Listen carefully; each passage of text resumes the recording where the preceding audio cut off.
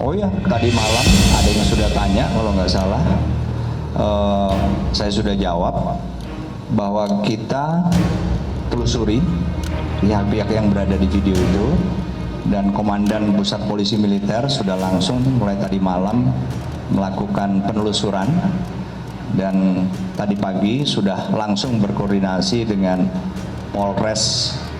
Jadi kita sifatnya siap menerima laporan dari dua pelapor ini seandainya ada apakah tekanan, dalam tanda petik tekanan atau apapun juga yang dikeluhkan dan ingin dilaporkan, kami akan proses hukum.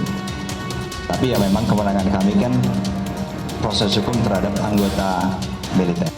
Dalam hal ini kedua belah pihak sudah saling memaafkan satu sama lain, namun sesuai dengan arahan dari pimpinan bahwa siapapun yang terlibat dalam kesalahpahaman tersebut akan ditindak sesuai dengan undang-undang, sesuai dengan hukum yang berlaku.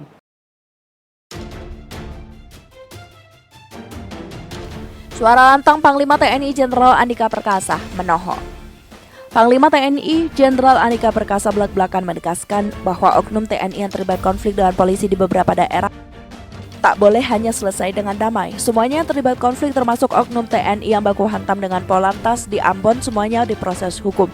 Kita harus proses hukum dan kita juga sudah sepakat kok. Saya dengan Kapolri sudah, dan Kapolda dengan Pangdam juga sudah memproses hukum. Jelas Jenderal Andika dalam keterangannya pada wartawan di Ambon Kamis 9 Desember 2021. Sehingga tidak ada lagi yang kemudian hanya begitu saja. Damai segala macam, damai mungkin dalam rangka menghindari proses hukum, tetap proses hukum, sambungnya. Menurut Jenderal Andika bahwa semua oknum TNI yang terlibat konflik dengan polisi di berbagai daerah juga telah diproses hukum. Sampai dengan yang terakhir di Kalimantan Tengah, oknum TNI pukul paluan itu sudah. Sekarang proses sedang berlangsung, ungkap Jenderal Andika Perkasa. Kemudian termasuk oknum TNI baku hantam dengan Polantas di Ambon. Di sini pun proses hukum, lanjutnya. Jenderal Andika dengan suara lantang lalu mengingatkan jajarannya untuk tidak mengulang konflik dengan polisi, apalagi hanya berkaitan masalah pribadi. Gak boleh TNI bentrok dengan Polri karena apa? Dua institusi ini adalah institusi yang memang tugasnya adalah untuk menegakkan hukum walaupun berbeda. Tetapi juga kita adalah dua institusi yang memiliki kewenangan menggunakan senjata, tegasnya. Karena TNI dan Polri merupakan institusi yang sama-sama memiliki kewenangan memegang senjata, semua personel harus memiliki pertimbangan yang matang dalam menggunakan kekerasan. Semua aparat kita mulai dari paling bawah sampai paling atas itu punya pertimbangan matang dalam menggunakan kekerasan. Gak boleh asal-asalan, apalagi konteksnya konteks pribadi, emosi, gak boleh, kata Panglima TNI.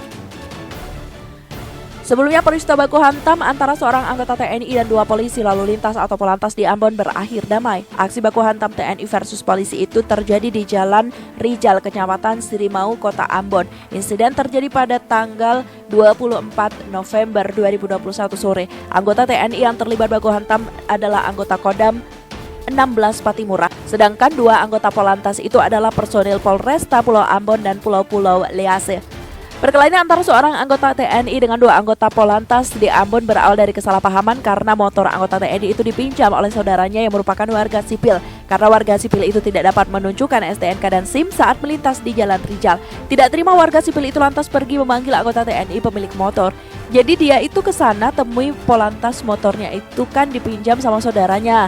Nah, dia ke sana itu mau menunjukkan STNK-nya, ujarnya. Namun kesalahpahaman terjadi saat anggota TNI menunjukkan STNK motor miliknya kepada Polantas. Keduanya lantas terlibat adu jotos di pinggir jalan. Masalah ini telah selesai secara damai, tapi baik personel Polantas maupun anggota TNI diproses disiplin di kesatuan masing-masing.